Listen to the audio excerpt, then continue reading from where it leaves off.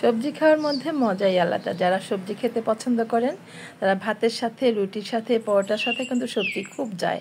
আর ভেন্ডি সবজিটা কিন্তু খুব ভালো লাগে, একটু সফট সফট হয়ে যায়, নরম লাগে, আর এটা আঠালো আঠালো ভাব হয়, খুবই মজার। আমি ভেন্ডি সবজিটা পছন্দ করি।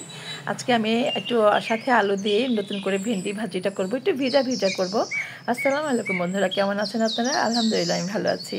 দেশের যেখান থেকে দেখছেন সবাইকে অনেক অনেক ভালোবাসা দিয়ে চলে যাচ্ছে আজকের মূল রেসিপিতে। আমি এখানে ভেন্ডি নিয়ে নিয়েছি, আমাদের যতটুকু লাগে অল্প করেই নিয়েছি। আপনাদের যদি পরিবারের সংখ্যা বেশি হয় তাহলে একটু বাড়িয়ে নেবেন। এখানে হাফ কেজির মতো আছে।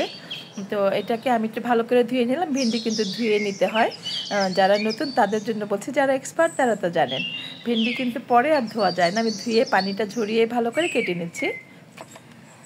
একসাথে 4টা-5টা করে নিলে না দ্রুত কাটা হয়ে যায়। এটা কিন্তু খুব সহজ একটা ব্যবস্থা। আমি ভেন্ডি কাটলে এইভাবে কাটি। তো দেখেন আমি ভেন্ডিটা যেহেতু মিডিয়াম সাইজের, সো আমি এটাকে অর্ধেক করে কেটে নিচ্ছি। যদি বড় হয় তাহলে 3 পিস করবেন, আর মিডিয়াম হলে 2 পিস করবেন, তাহলে একটা সুন্দর সাইজ আসে। এটাকে আমি আগা থেকে বোটা আর আগাটা ছাড়িয়ে নিচ্ছি এবং গোড়াটা ছাড়িয়ে নিলাম। দেখেন কত শুকনো ঝরঝরা হয়ে গেছে।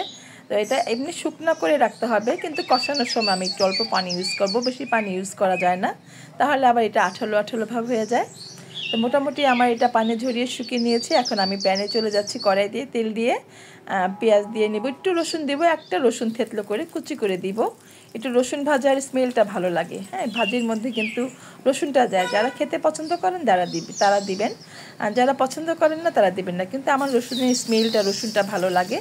এখানে আমি পেঁয়াজ দিয়ে দিলাম প্রায় হাফ কাপের মতো। পেঁয়াজটা ভাজা হয়ে গেলে তারপরে আমি আলুটা কষাবো। আলুটা যেহেতু একটু শক্ত, আপনারা যদি আলু সিদ্ধ করা থাকে, হাতে সময় থাকে, সেক্ষেত্রে আলুটা পরে দিলেও চলবে, কিন্তু আমার আলুটা কাঁচা ছিল। আর আলুটা ছোট আকৃতির করে কেটেছি, বেশি লম্বা করিনি, লম্বা করলে ভালো লাগবে না। তো এই গোল্ডেন কালার হলে তারপরে আমি এটার মধ্যে আলুটা দিয়ে দেবো। আলুটা আর পেঁয়াজটা একসাথেই ভাজবো। পেঁয়াজটা আমি আরেকটু ভাজা ভাজা করবো আলুর সাথে। একটু পাঁচফোড়ন দিয়ে দিলাম, ভাজির মধ্যে মাঝে মাঝে একটু পাঁচফোড়ন দিয়ে দেখবেন, টেস্ট কিন্তু অনেক বেড়ে যায়। পাঁচফোড়নে একটা সুগন্ধ আছে, এটা যারা পছন্দ করেন তারা দিবেন, আর যারা পছন্দ করেন না তারা দিবেন না। আমি পাঁচফোড়নটা পছন্দ করি। পাঁচফোড়নের আচারের মধ্যে খেয়ে খেয়ে আর কি অভ্যাসটা আমার হয়েছে। পাঁচফোড়নটা আমার খুবই পছন্দ। দিয়ে দিলাম কাঁচামরিচটা গোল করে এইভাবে কাটি, আড়াআড়ি করে কেটেছি। এইভাবে কেটে দিলে না এটা খাওয়া হয়ে যায় ভাজির সাথে।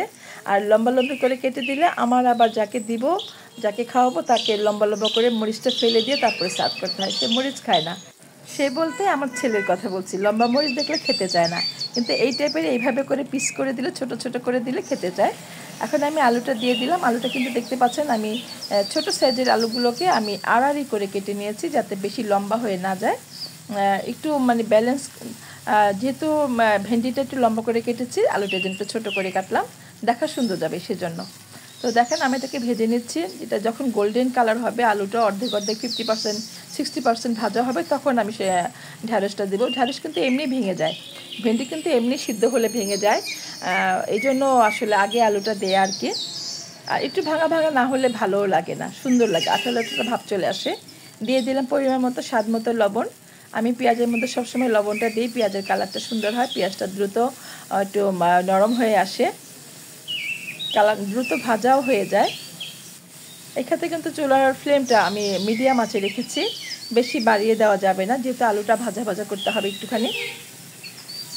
আপনারা যারা আমার ভিডিওটি দেখেন, আমার যারা বন্ধু, যারা আমাকে এই পর্যন্ত নিয়ে এসেছেন, তাদের সবাইকে অনেক অনেক ভালোবাসা দিচ্ছি। আমার পাশে থাকবেন, আমাকে ইন্সপায়ার করবেন এগিয়ে যাওয়ার জন্য। আর ভিডিওটি ভালো লাগলে অবশ্যই যারা দেখছেন তারা একটু সাবস্ক্রাইব করে দিবেন, পাশে থাকা বেল আইকনটি একটু প্রেস করে দিবেন, যাতে যখনই নতুন নতুন ভিডিওগুলো আপলোড করব সেটার নোটিফিকেশন আপনার কাছে সবার আগে পৌঁছে যাবে। আমি এখানে ভেন্ডিটা দিয়ে দিলাম। দেখতে পাচ্ছেন একদম ঝরঝরা, কিন্তু পানি ঝরে নিয়েছি।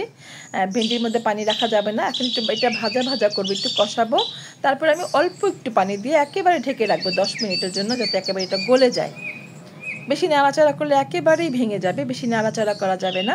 আমি আগে একটু কষাবো। ভেন্ডি ভাজির মধ্যে একটু সিস্টেম আছে, একটু যদি আপনি এদিক ওদিক করেন তাহলে কিন্তু সবগুলো ভেন্ডি একেবারে গলে যাবে, যার জন্য দাঁড়িয়ে থেকে উলট পালট করে এদিকে এপিট ওপিট করে ভেজে নিতে হয়।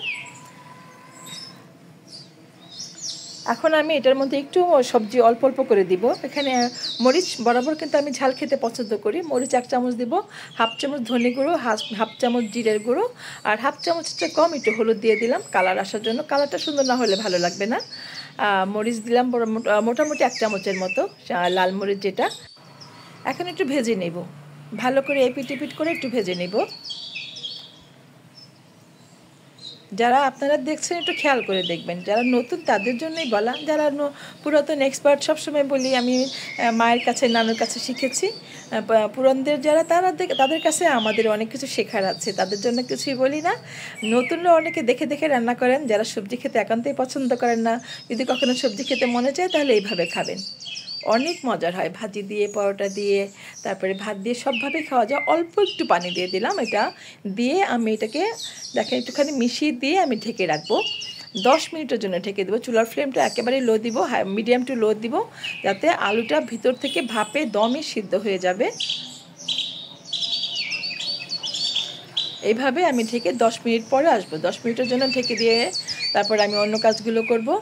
আসলে এই রান্নাটা একটু অল্প আঁচে রান্না করতে হয়, বেশি আঁচে রান্না করা যায় না। আমার কিন্তু প্রায় হয়ে গেছে, আর আমি খুব সাবধানে রান্না করি ভাজিটা যেন পুরোপুরি ভেঙে না যায়, একটু সফট হবে বা একটু ভাঙবে এইরকম। একেবারে আস্ত থাকলেও কিন্তু ভালো লাগে না, এটা খেয়াল করে দেখবেন। আর আমার রান্না করতে কিন্তু আমার নিজের মতো করে করি, আপনারা নিজেদের যখন ভালো লাগে সেভাবেই রান্না করবেন। আমি আমার পছন্দের কথাটা বললাম, আপনারা এইভাবে করে খেয়ে দেখবেন কেমন লাগে। তারপরে না হয় আমাকে ছোট্ট করে একটি কমেন্ট করে বলবেন। আপনাদের কমেন্ট পড়ার জন্য কিন্তু আমি অপেক্ষা করি এবং প্রত্যেকটা কমেন্টে রিপ্লাই দেওয়ার চেষ্টা করি। ভালোবাসা দিয়ে আমি পাশে থাকি। আপনারা আমাকে ইন্সপায়ার করে এগিয়ে নিয়ে এসেছেন। দেখেন ফাইনাল লুকটা আমি নামিয়ে নিচ্ছি, কতটা সুন্দর হয়েছে। ভালো হলে কিন্তু ভালো লাগে, ভালো না হলে কিন্তু আর বলতেও ভালো লাগে না। আমি একটু টেস্ট করে সব কিছু দেখে চেক করে সবসময় নামাই।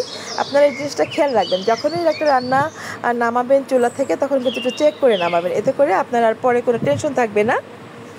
একটা সাধারণ রান্নাকেও কিন্তু সুন্দর করে করা যায়, নিজের মন মতো করে সাজিয়ে করা যায়। সাধারণ ভাজি কিন্তু বাট অনেক সুন্দর হয়েছে, এই জন্যই আপনাদের কাছে তুলে ধরলাম।